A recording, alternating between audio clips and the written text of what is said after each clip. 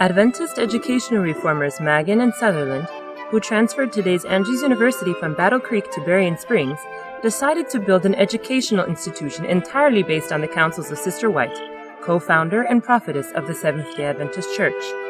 They founded the Nashville Agriculture Normal Institute, also known as Madison School. It eventually became financially self-supporting, and their graduates went forth founding similar programs around the United States and other countries.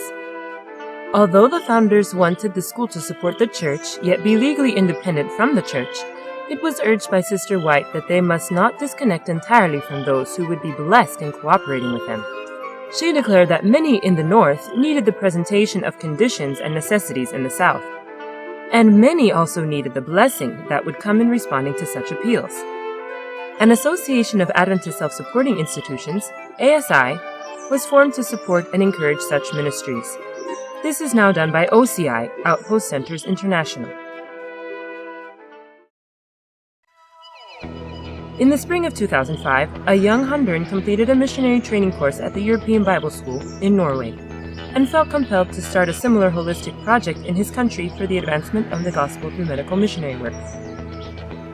Upon returning to Central America in 2006, the young man shared his vision of starting a mission project with his father, who then decided to donate a guava plantation property about 90 minutes outside of the capital, Tegucigalpa.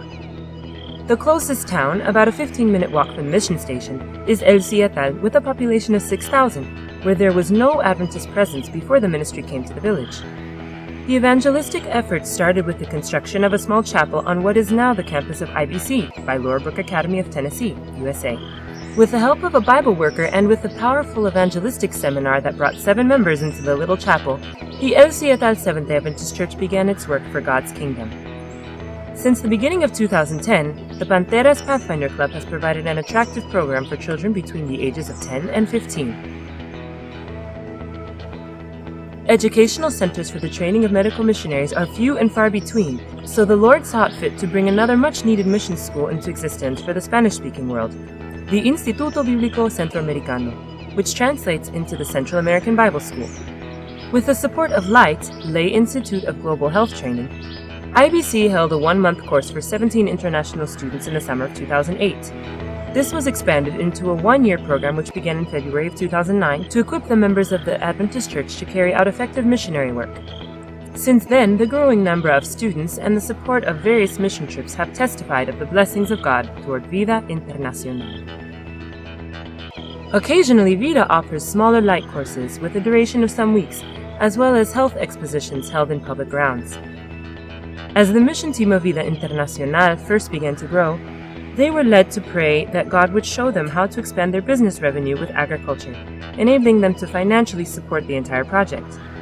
The founders felt impressed to buy part of a large tamarind plantation, the other half of which belonged to the founder's father, also a member of the ministry.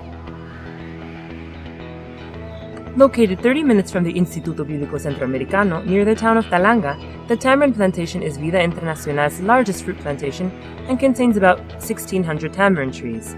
The fruit is processed to make juice concentrate. Also, a guava plantation of almost 300 trees on the campus of IBC provides ample fruit for both the needs of the ministry and the production of concentrate.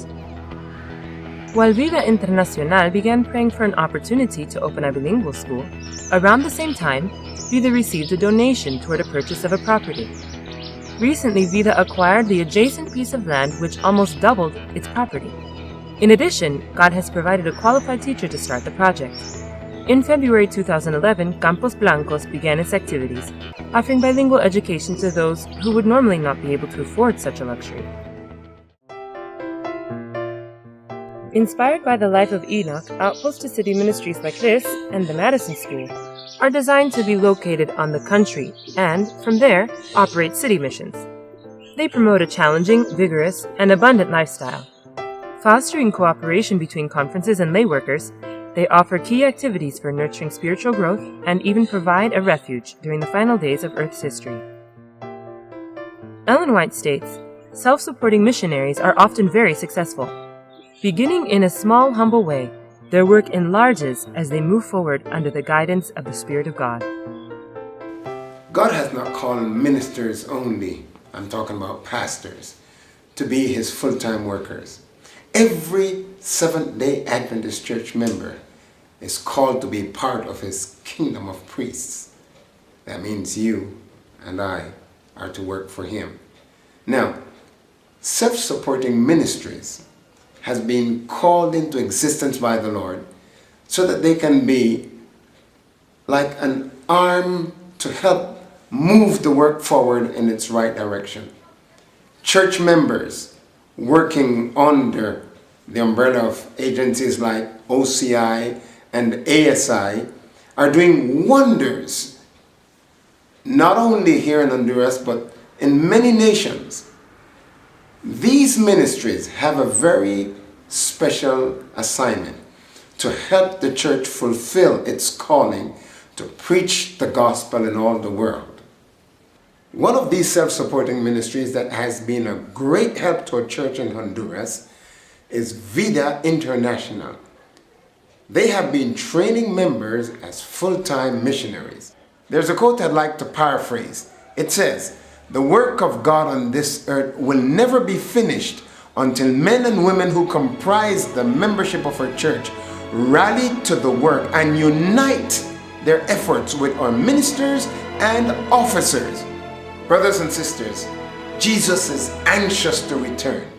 It's time to unite church members, church pastors, church officers, and self-supporting ministries to finish his work. Let's do it.